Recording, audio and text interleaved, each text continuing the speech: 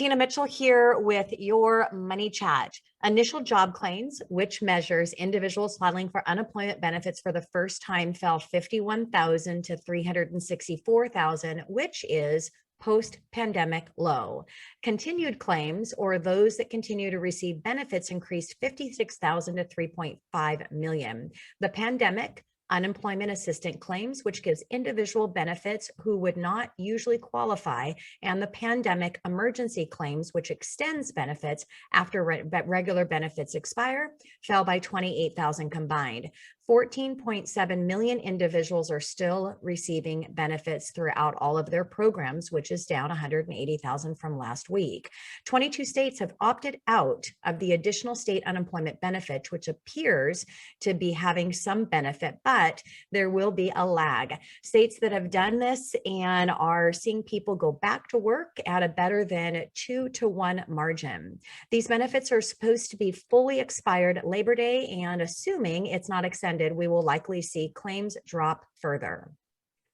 The ADP employment report showed that there were 692,000 jobs created in June, which is almost 100,000 more than expectations.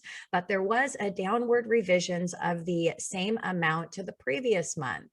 Leisure and hospitality lead the way with 332,000 jobs, with healthcare and trade, transportation, utilities adding 93,000 and 62,000 respectively.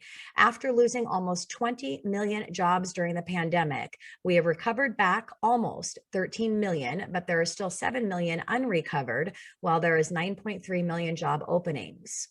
Fed Governor and voting member Chris Waller said in a Bloomberg interview that we are now in a different phase of economic policy, so it is appropriate to start thinking about pulling back on some of the Fed purchases. He also said that it is much more sympathetic to tapering mortgage-backed securities first. This is in line with what we have heard from Bullard. On the timing of tapering, he said that he thinks that everybody anticipates tapering could move up earlier than when they were originally thought of doing, and it could be this year. He also said that the housing market is on fire, which it is, and does not need any other unnecessary support, so that he would be all in and in favor of this. The Mortgage Banker Associations released their mortgage application data showing that purchases fell 5% last week and are down 17% year over year. Refinances dropped by 8% and are down 15% year over year. The refinance share of mortgage activity increased from 60.4% of all transactions to 61.7%.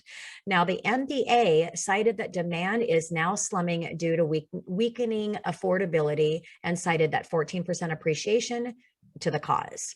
If there is such a lack of demand due to affordability, home prices would not be rising at this rate.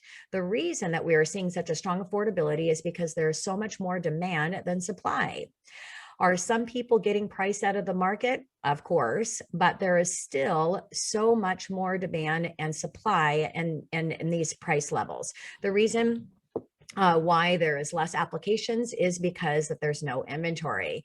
Think of California's housing market and why it continues to appreciate. Now, over 35 locations in the Pacific Northwest have already tied or set new all-time heat records. Some temperatures reached 116 degrees. The heat forced some schools and businesses to close to protect workers and guests, with everyone being urged to stay hydrated and inside their homes.